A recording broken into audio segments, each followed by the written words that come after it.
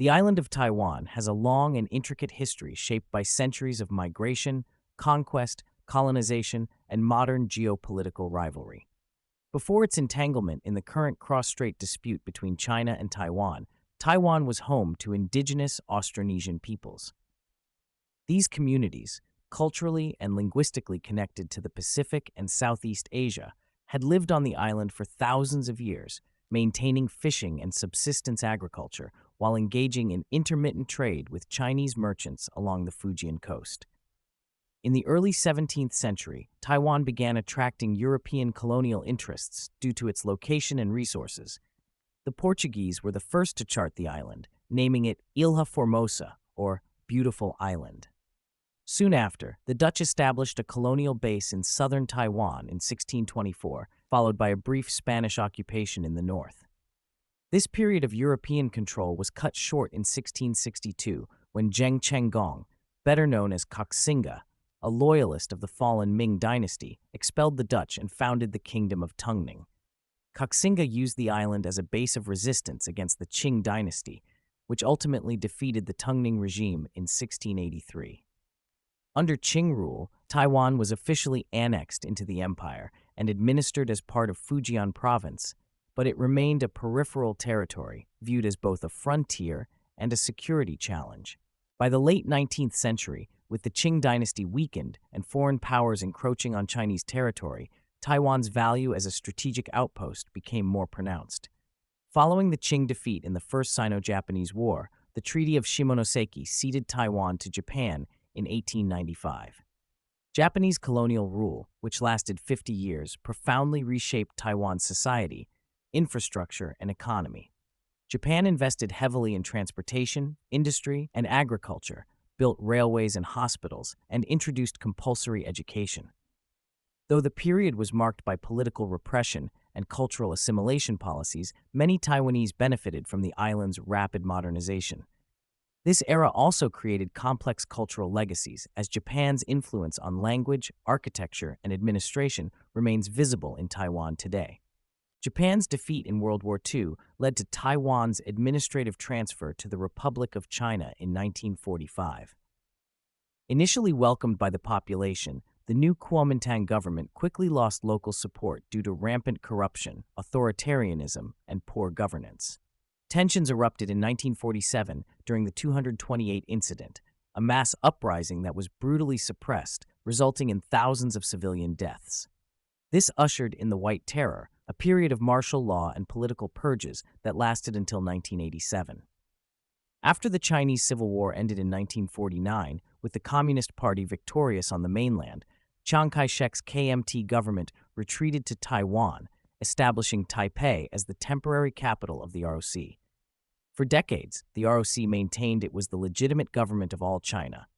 Even as the PRC gained international recognition, including the critical United Nations seat in 1971. Despite political repression and diplomatic isolation, Taiwan began its economic transformation in the 1950s. With significant American aid during the Cold War, Taiwan implemented sweeping land reforms, promoted small and medium enterprises, and invested in export-driven industrialization. By the 1980s, Taiwan had emerged as one of the four Asian tigers, achieving high growth rates, low inflation, and a booming tech sector. This growth culminated in the emergence of industry giants like TSMC, which today dominates the global semiconductor market and serves as a linchpin of Taiwan's economic security and international relevance. Simultaneously, Taiwan underwent a dramatic political transformation.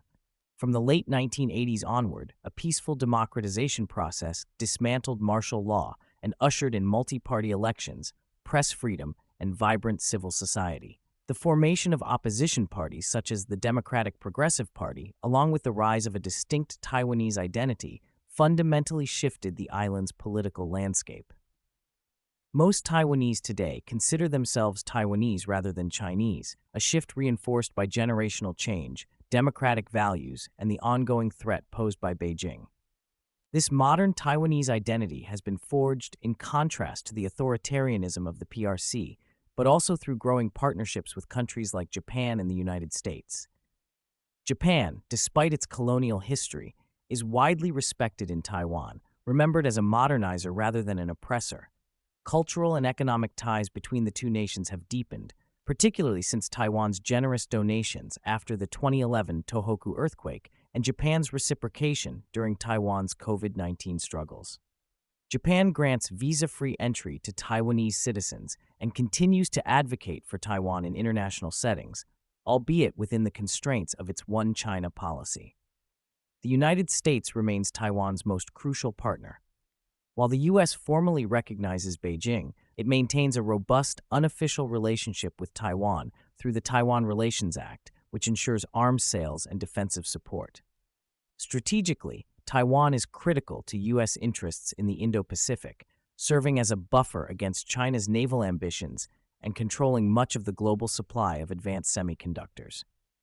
Economically and ideologically, Taiwan represents a thriving democracy in a region increasingly under the influence of authoritarian regimes. U.S. military planners are increasingly vocal about the importance of Taiwan's security, and both parties in Congress have shown bipartisan support for bolstering ties with Taipei. The Taiwanese diaspora, particularly in the United States, has been instrumental in reinforcing these bonds. Prominent in academia, technology, and policy circles, overseas Taiwanese communities actively advocate for Taiwan's democracy, contributing to growing awareness and political support in Washington. Their efforts frame the defense of Taiwan not just as a strategic imperative, but as a moral stand for freedom and human rights. Yet Taiwan's international position remains precarious. China's military buildup, coercive diplomacy, and gray zone tactics, including cyber attacks, disinformation, and economic sanctions, are designed to isolate Taiwan and sow internal division. While the majority of Taiwanese oppose unification, especially under China's one country, two systems model, a significant minority, often older generations or those with mainland roots, still feel cultural or familial ties to China. Beijing exploits this through propaganda, economic incentives, and efforts to present unification as an inevitable and mutually beneficial outcome. In contrast, Japan's cultural influence, while positive, may appear distant or less emotionally resonant to some segments of Taiwan's population, making them more vulnerable to Beijing's narrative of shared history and identity. Ultimately, Taiwan's journey from an indigenous land to a modern democracy and global tech powerhouse is a story of resilience and determination.